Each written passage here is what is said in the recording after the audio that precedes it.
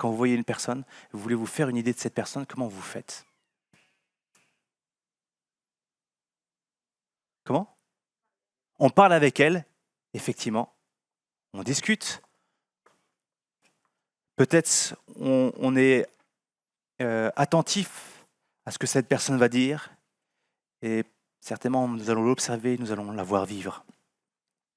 On veut voir comment cette personne vit pour comprendre euh, qui elle est et pour pouvoir se faire une idée d'elle. Ce matin, j'aimerais bien conclure avec vous une série de 6 cultes durant lesquels nous avons réfléchi et discuté en petits groupes autour de 6 textes qui nous parlent de Jésus.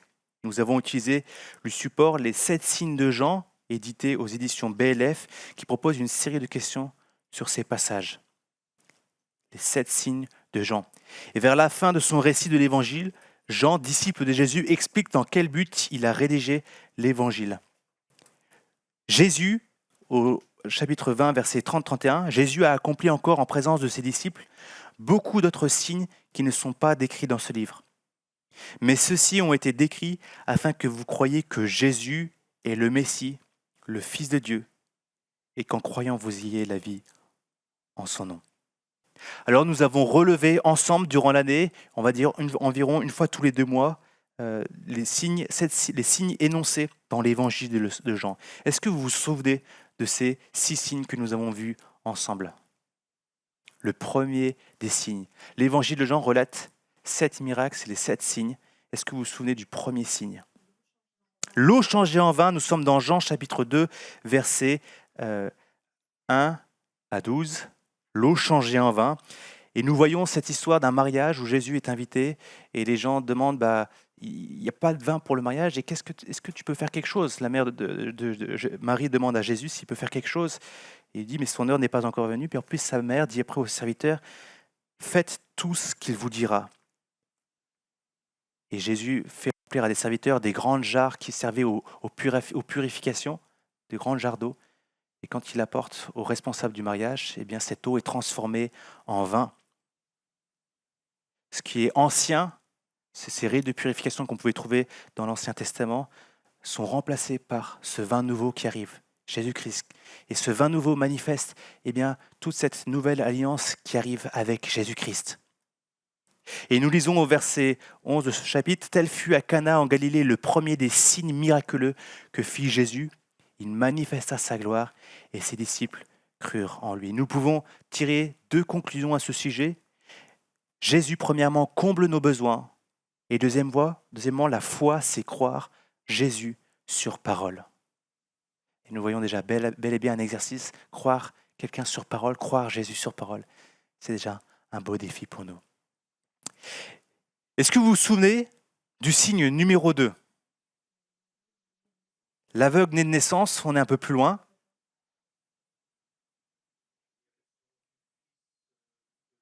De l'officier, Jésus est là, il a fait plein de belles choses, il a déjà fait des miracles, et un jour on a un officier, un haut gradé qui vient voir Jésus, qui dit « Mon fils est malade, viens avec moi pour que tu puisses l'aider dans sa maladie. » Et Jésus lui dit, il le guérit. Jésus lui dit « Vas-y, ton fils vit. » Cet homme crut la parole que Jésus lui avait dite et s'en alla. Il y a certainement une journée de route pour rentrer à la maison. Il était déjà en train de redescendre lorsque ses serviteurs vinrent à sa rencontre et lui dirent « Ton enfant vit !» Il leur demanda à quelle heure il était allé mieux et lui dirent « C'est hier à 1h de l'après-midi que la fièvre l'a quitté. » Le père reconnut que c'était à cette heure-là que Jésus lui avait dit « Ton fils vit !» Alors il crut, lui et toute sa famille. Et nous avons appris que Jésus accomplit ses promesses. S'il fait une promesse, il accomplit. Ton enfant vit. Cet officier est rentré par la foi à la maison. Si Jésus l'a dit, c'est qu'il va l'accomplir. La foi, c'est croire que Jésus fait ce qu'il dit. Troisième signe que nous avons vu, est-ce que vous vous souvenez? Ce pauvre monsieur qui depuis longtemps est au bord d'une piscine. Non pas au Coliseum pour aller nager, mais cette fameuse piscine que l'on voit dans la Bible. Et ils imaginent que dès l'instant où il y a une sorte de remous au niveau de l'eau et qu'il y aurait un ange qui secourait l'eau, que si tu étais le premier paralytique ou le premier blessé à plonger dans l'eau, tu serais guéri. Et lui, il étant là depuis de nombreuses années. Et quand Jésus le croise, il lui pose cette question, veux-tu être guéri? Et ce paralytique désespéré lui dit, mais attends, j'ai personne pour me pousser à l'eau. Moi, je suis là depuis 38 ans.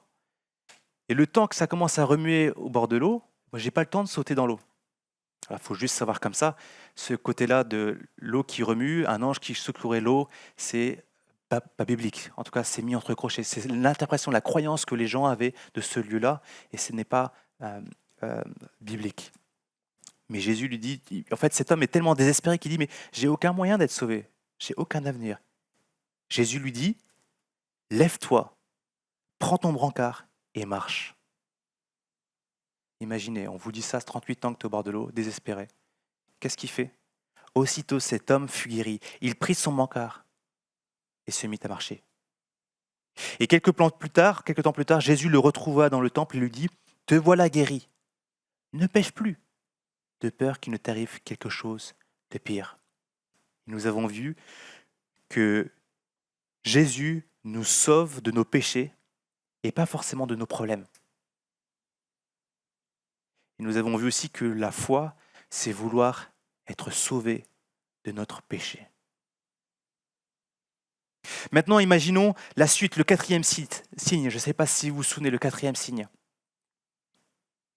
C'est comme si, après cette prédication, et que ma prédication durait tellement longtemps que ça fait 3 jours que nous sommes là, un peu plus, 2 jours, multiplication des pains, et vous vous dites, mince, le poulet au four, il a dû être trop cuit, ou j'ai pas le temps de préparer mon repas. Et là, Jésus interpelle ses disciples et dit, mais non, il y a une foule nombreuse, 5000 hommes qui sont là. Après, il y a encore les femmes et les enfants. Il ne serait pas le moment de penser de les nourrir? Ça fait un peu beaucoup, Jésus, merci bien. Et il y a un des disciples qui dit, il y a ici un jeune garçon qui a 5 pains d'orge et 2 poissons. Mais qu'est-ce que cela pour tant de monde? Jésus dit, faites asseoir ces gens. Il y avait beaucoup d'herbe à cet endroit. Ils s'assirent donc au nombre d'environ 5000 hommes.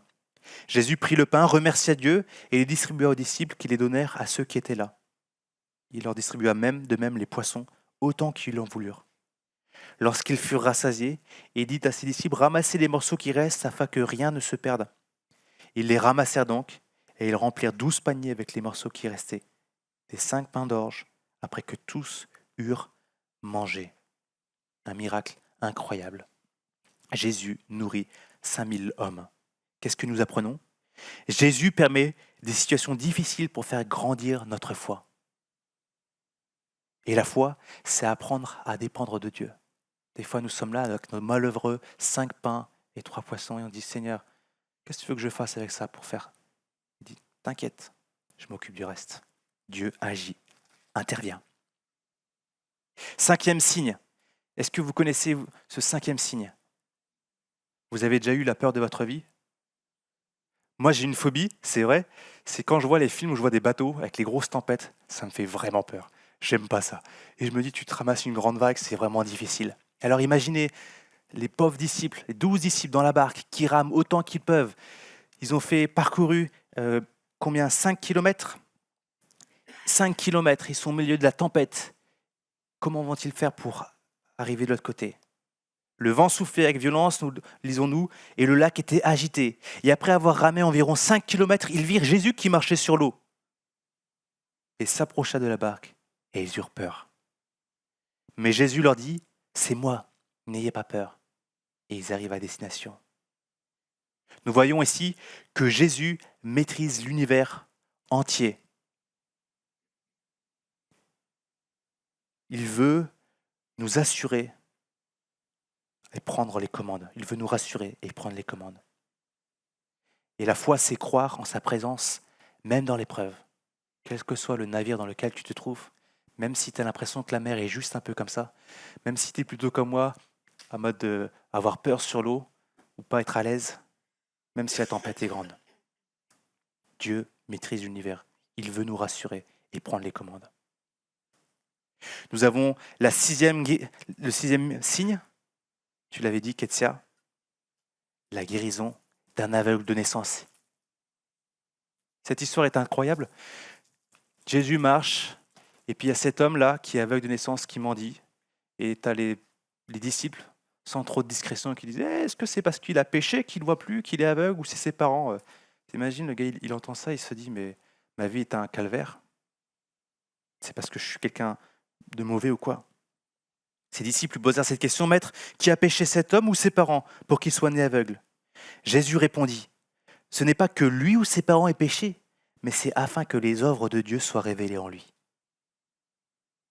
Et Jésus va guérir cet homme, cet aveugle de naissance. Et ça va bouleverser tous ceux qui vont le voir. Ils disent, mais c'était pas l'aveugle qui était là? Si, on le connaît depuis qu'il est tout petit. Alors les responsables religieux, ah mais qui a fait ça? Pourquoi? C'est parce que c'est un jour de sabbat, de fête particulière. Est-ce que vous le reconnaissez? C'est lui, on va appeler les parents, tout le monde s'interpelle. Et cet homme va leur rendre témoignage, cet ancien aveugle de naissance leur répond, voilà ce qui est étonnant. Vous ne savez pas d'où il est en parlant de Jésus, et pourtant il m'a ouvert les yeux. Et nous savons que Dieu n'exauce pas les pécheurs, mais qu'en revanche, si quelqu'un l'honore et fait sa volonté, il l'exauce. Jamais encore on entend dire que quelqu'un ait ouvert les yeux d'un aveugle né. Si cet homme ne venait pas de Dieu, il ne pourrait rien faire. Et là, comme il prend position pour Jésus-Christ, il se fait chasser. Et la suite, Jésus apprit qu'il avait été chassé. L'ayant rencontré, il lui dit, « Crois-tu au Fils de Dieu ?» Il répondit, « Et qui est-il, Seigneur, afin que je croie en lui ?» Jésus lui dit, « Tu l'as vu, lui dit Jésus. Et celui qui te parle, c'est lui. » Alors il dit, « Je crois, Seigneur. » Et il se prosterna devant lui. Jésus dit, « Je suis venu dans ce monde pour un jugement, pour que ceux qui ne voient pas voient et pour que ceux qui voient deviennent aveugles. » Et là, il fait référence à ces personnes qui sont tellement fiers d'eux, qui se prétendent être les guides des autres par rapport à la foi, à ces peut-être responsables religieux qui sont présents, mais qui sont finalement aveuglés parce qu'ils ne voient pas, ils ne veulent pas reconnaître Jésus-Christ. Et ceux qui ne connaissent pas Jésus-Christ, qui sont éclairés, émerveillés, qui trouvent la vue pour le voir et le reconnaître comme Seigneur. Dieu intervient en profondeur. Et nous voyons que Jésus est celui qui peut venir placer la lumière en nous, qui nous éclaire. Et la foi, c'est connaître réellement Dieu. Voilà les 6 signes de l'évangile de Jean. Et vous pourrez dire, mais attends Jonathan, tu nous as parlé de 7 signes, on l'a vu sur la première slide, est-ce que tu t'es trompé? Oh mince, c'est la dernière slide, comment je fais? Eh bien, nous arrivons au 7e signe aujourd'hui. Normalement, on aurait dû être dans un format participatif, en peu des groupes à discuter, mais là, avec le format du culte, la présentation, je me suis dit que ce serait plus pertinent de le faire comme ça, ça sera un peu plus rapide. Et je vous propose qu'on prenne l'évangile de Jean à partir du chapitre 11, et on va lire simplement le texte ensemble, et après j'apporterai les questions et quelques éléments de réponse. Nous allons lire chapitre 11 à partir du verset 1. Nous sommes le 7e signe relaté dans l'évangile de Jean. Il y avait un homme malade, c'était Lazare de Béthanie, le village de Marie et de sa sœur Marthe. Marie était celle qui versa du parfum sur les pieds du Seigneur et qui les essuya avec ses cheveux. C'était son frère Lazare qui était malade. Les sœurs envoyèrent dire à Jésus, « Seigneur, celui que tu aimes est malade. » À cette nouvelle, Jésus dit, « Cette maladie n'aboutira pas à la mort, mais elle servira à la gloire de Dieu, afin qu'à travers elle, la gloire du Fils de Dieu soit révélée. » Or, Jésus aimait Marthe, sa sœur, et Lazare. Quand il lui apprit que Lazare était malade, il resta encore 2 jours à l'endroit où il était. Puis il dit aux disciples, « Retournons en Judée. » Les disciples lui dirent, « Maître, tout récemment les Juifs cherchaient à te lapider, et tu retournes là-bas. » Jésus répondit, « N'y a-t-il pas 12 heures de jour? Si quelqu'un marche pendant le jour, il ne trébuche pas, parce qu'il voit la lumière de ce monde. Mais si quelqu'un marche pendant la nuit, il trébuche, parce que la lumière n'est pas en lui. » Après ces paroles, il leur dit, « Notre ami Lazare s'est endormi, mais je vais aller le réveiller. » Les disciples lui dirent, « Seigneur, s'il s'est endormi, il sera guéri. » En fait, Jésus avait parlé de la mort de Lazare, mais ils crurent qu'il parlait de l'assoupissement du sommeil. Jésus leur dit alors ouvertement, « Lazare est mort. Et à cause de vous, afin que vous croyiez, je me réjouis de ceux que je n'étais pas là.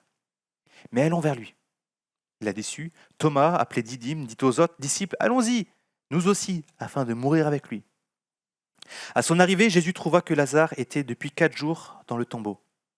Béthanie était près de Jérusalem, à moins de 3 kilomètres, et beaucoup de Juifs étaient venus chez Marthe et Marie pour les consoler de la mort de leur frère. Lorsque Marthe apprit que Jésus arrivait, elle alla à sa rencontre, tandis que Marie restait assise à la maison. Elle dit à Jésus, Seigneur, si tu avais été ici, mon frère ne serait pas mort. Cependant, même maintenant, je sais que tout ce que tu demandes à Dieu, Dieu te l'accordera. Jésus lui dit, ton frère ressuscitera. Je sais, lui répondit Marthe, qu'il ressuscitera lors de la résurrection le dernier jour. Jésus lui dit, c'est moi qui suis la résurrection. Celui qui croit en moi vivra, même s'il meurt. Et tout qui vit, croit en moi, ne mourra jamais. Crois-tu cela? Je lui ai dit, oui Seigneur, je crois que tu es le Messie, le Fils de Dieu qui devait venir dans le monde. Après avoir dit cela, elle alla appeler secrètement sa sœur Marie, en lui disant, le Maître est ici et te demande. À ces mots, Marie se leva sans attendre et alla vers lui. Jésus n'était pas encore rentré dans le village, mais il était à l'endroit où Marthe l'avait rencontré. Les Juifs qui étaient avec Marie dans la maison et qui la consolaient la virent se lever soudain et sortir et la suivirent en disant « Elle va au tombeau pour pleurer ». Marie arriva à l'endroit où était Jésus. Quand elle le vit, elle tomba à ses pieds et lui dit « Seigneur, si tu avais été ici, mon frère ne serait pas mort ». En la voyant pleurer, elle et les Juifs venus avec elle, Jésus fut profondément indigné et bouleversé. Il dit « Où l'avez-vous mis ?» Seigneur, lui répondit-on, viens et tu verras. Jésus pleura. Les Juifs dirent alors, voyez comme il l'aimait. Et quelques-uns d'entre eux dirent, lui qui a ouvert les yeux de l'aveugle, ne pouvait-il pas aussi faire en sorte que cet homme ne meure pas?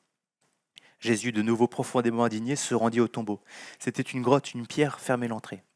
Jésus dit, enlevez la pierre. Marthe, la sœur de mort, lui dit, Seigneur, il sent déjà car il y a 4 jours qu'il est là. Jésus lui dit, ne t'ai-je pas dit que si tu crois, tu verras la gloire de Dieu? Ils enlevèrent donc la pierre de l'endroit où le mort avait été déposé. Jésus leva alors les yeux et dit, Père, je te remercie de ce que tu m'as écouté. Pour ma part, je savais que tu m'écoutes toujours. Mais j'ai parlé à cause de la foule qui m'entoure afin qu'ils croient que c'est toi qui m'as envoyé. Après avoir dit cela, il cria d'une voix forte, Lazare, sors! Et le mort sortit, les pieds et les mains attachés par des bandelettes et le visage enveloppé d'un linge. Jésus leur dit, détachez-le et laissez-le s'en aller.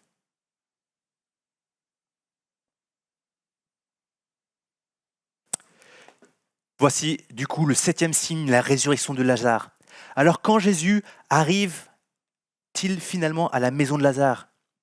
Et comment pensez-vous que Marie et Marthe se sentent? Il est intéressant de voir que Jésus arrive 4 jours après la mort de Lazare. Il arrive juste un tantinet en retard. Mais Marthe et Marie sont accablées par le chagrin. Sa présence aurait changé les choses. Seigneur, si tu avais été ici, mon frère ne serait pas mort, dit-elle. On voit ça au verset 21 et 32. Et elles ne font pas de reproches. Elles savent que Jésus, comme pour d'autres, aurait guéri leur frère malade. Mais elles savent aussi que le temps d'envoyer ce messager eut un peu plus d'1 heure de route pour rejoindre Jésus. Eh bien, Lazare était déjà mort. Jésus n'aurait pas eu le temps de revenir. Pourtant, c'est intéressant de voir que Jésus est resté de lui-même 2 jours sur place avant de rejoindre, et nous le verrons ensuite. Et quelle réaction Jésus a-t-il quand il entend la nouvelle de la mort de son ami? Nous voyons ce verset qui est l'un des plus courts de la Bible. Au verset 35, Jésus pleura. Il est attristé par la mort de son ami, mais également par les effets du péché, dont la conséquence est la mort. Mais est-ce que Jésus pleure-t-il juste parce qu'il est triste à cause de la mort?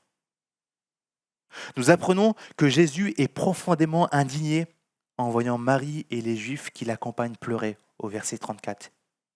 Et plus loin, lorsque quelques-uns parmi la foule disent « Lui qui a ouvert les yeux des aveugles, ne pouvait-il pas aussi faire en sorte que cet homme ne meure pas ?»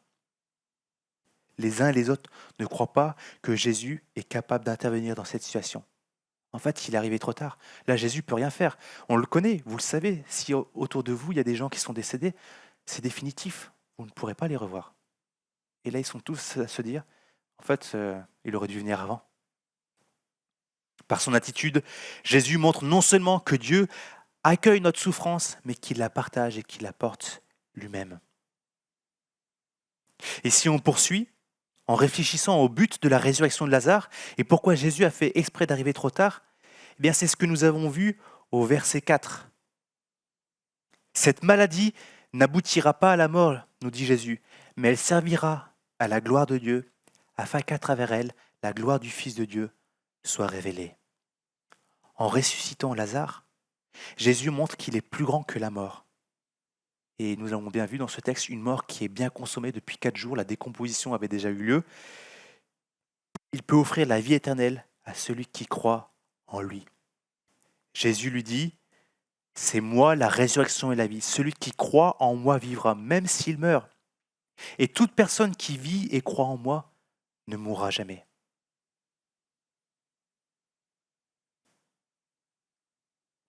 Certains pourraient dire que cette résurrection, ce n'était pas Lazare qui sortait du tombeau, mais quelqu'un d'autre.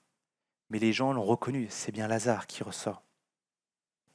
Il est aussi intéressant d'imaginer que dans la tradition juive, ils imaginaient que le corps, pendant que la personne était décédée, pendant 3 jours, l'esprit tournait autour du corps. Et c'est-à-dire que le 4e jour, l'esprit est déjà fini, c'est vraiment définitif, il est mort, mort. Jésus vient bouleverser les codes de l'époque, les croyances qui sont présentes. Il leur montre qu'il est bien plus fort que la mort, qu'il réalise des choses incroyables. Cela nous apprend que Jésus est la résurrection et la vie. Il a autorité sur la mort. Et il n'y a plus aucune fatalité pour celui qui croit en lui.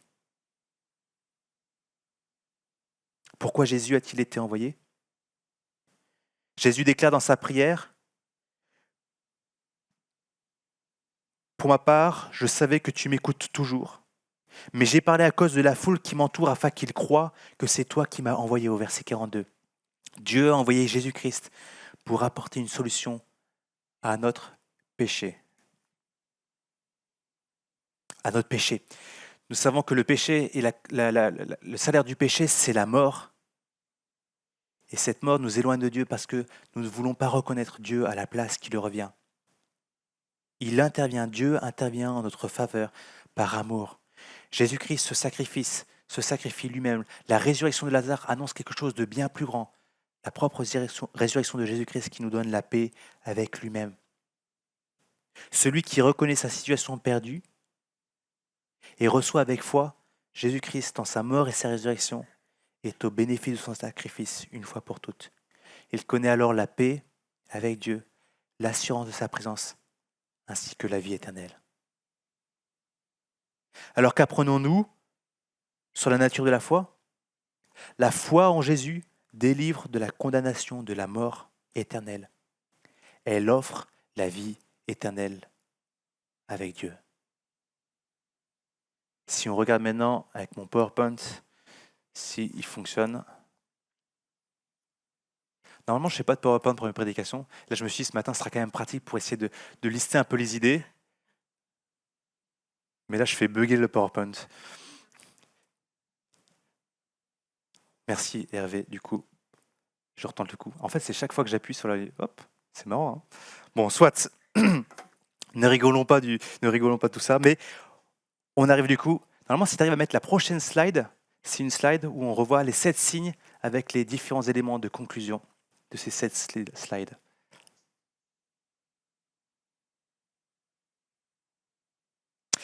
Toujours ce qui est intéressant d'imaginer dans tout cela, dans tous ces signes qui ont été relatés, l'apôtre Jean qui parle n'est pas simplement quelqu'un qui a suivi les trucs people et qui transmet les trucs people. C'est un témoin direct de Jésus-Christ. C'est un des disciples qui l'a vu. Il a vu tout cela. Il a expérimenté. Comme toutes les personnes qui étaient autour et qui ont vu tous ces miracles, ces signes les uns après les autres.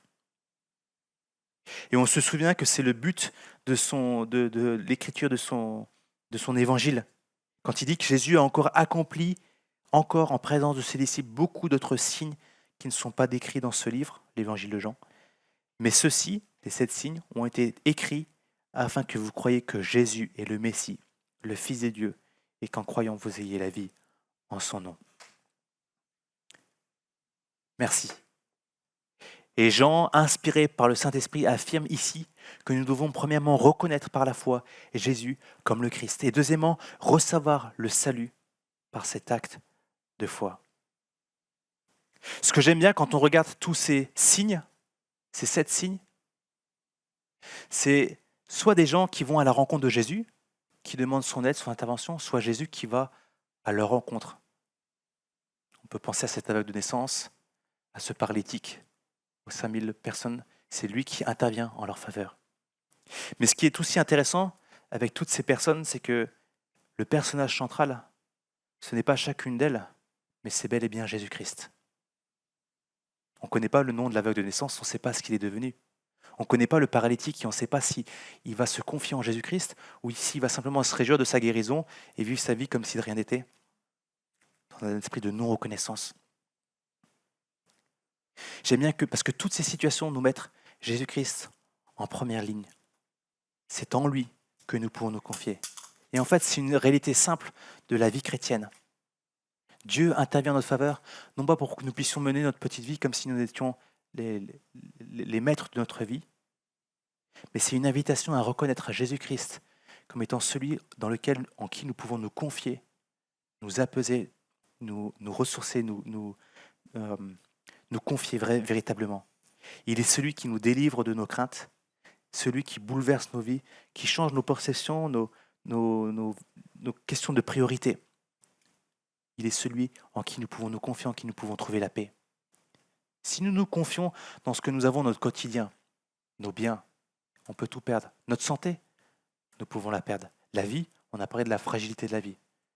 Si nous nous confions dans notre réputation, nos compétences, nous pouvons tout perdre d'un jour au lendemain. Alors tout ça, c'est bancal, c'est friable. Mais Jésus-Christ est le fondement solide en qui nous pouvons nous confier, en qui nous pouvons nous réjouir, en qui nous pouvons avancer par la foi. Nous sommes confrontés ce matin à la réalité extraordinaire de la venue de Jésus, de Dieu fait homme. Il s'agit du Créateur, dans toute sa grandeur, qui vient humblement apporter la vie, la sienne, en sacrifice, mais également la vie par sa grâce, par le moyen de la foi. Jésus vient et accomplit tout ce qui a été annoncé et promis dans l'Ancien Testament. Et il apporte la solution de Dieu vis-à-vis de notre incapacité à vivre parfaitement les commandements de Dieu. C'est une grâce, c'est un cadeau de grand prix, c'est un don immérité. Reconnaître Jésus comme notre Seigneur et Sauveur change notre perception de la vie, notre joie, de notre espérance, de notre secours, de notre paix, de notre amour, de notre foi, si tout cela est ancré en lui. Tout change. Quelle idée on se fait de Jésus-Christ? Pour nous qui avons fait tous ces cultes, on a réfléchi par rapport à Jésus, on a réfléchi en groupe, avec ce survol. Et je pourrais reprendre ces textes, y réfléchir à nouveau. Qu'est-ce que ça veut dire pour nous, Jésus-Christ? Et finalement, mettre dans la balance, est-ce que mes joies, mes espérances, ce qui fait pour moi toute ma valeur, est-ce que ça a autant de poids que Jésus-Christ? Est-ce que c'est autant durable?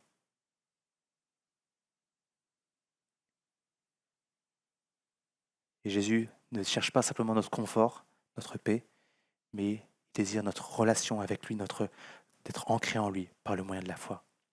Nous avons donc vu que Jésus comble nos besoins, que Jésus accomplit ses promesses, que Jésus nous sauve de nos péchés et pas forcément de nos problèmes, que Jésus permet des situations difficiles pour faire grandir notre foi en lui, que Jésus maîtrise l'univers entier et qu'il veut nous rassurer et prendre les commandes, que Jésus est celui qui peut venir placer la lumière en nous, nous éclairer, nous conduire,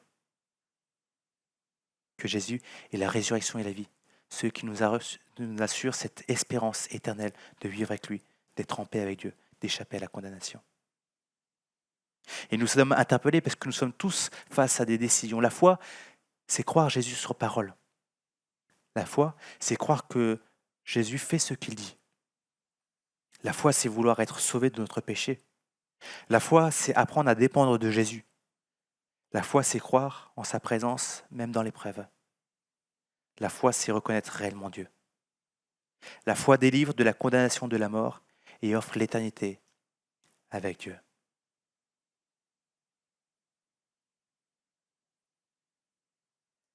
Les 7 signes de l'évangile de Jean. Et Jésus, je veux juste terminer tout cela, si vous pouvez retenir cet élément aussi en tête, cette question. Jésus lui dit, c'est moi la résurrection et la vie. Celui qui croit en moi vivra, même s'il meurt. Et toute personne qui vit et croit en moi ne mourra jamais. Crois-tu cela?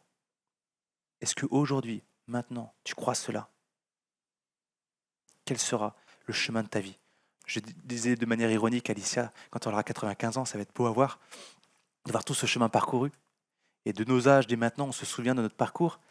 Et on a, si Dieu nous le permet, encore tout un parcours devant nous. Quel sera nos choix de vie et quel impact sera sur l'éternité? Je prie que notre réponse soit comme celle de Marthe, qui répond « Oui Seigneur, je crois que tu es le Messie, le Fils de Dieu qui devait venir dans le monde. » Que Dieu bénisse sa parole, nous fasse réfléchir à tout cela, aux 7 signes de Jean. Qu'est-ce que je fais de Jésus? Quelle image je me fais de Jésus? Qu'est-ce que ça change dans ma vie? Quel est le but et le sens de ma vie? Que Dieu nous bénisse dans la suite de nos réflexions.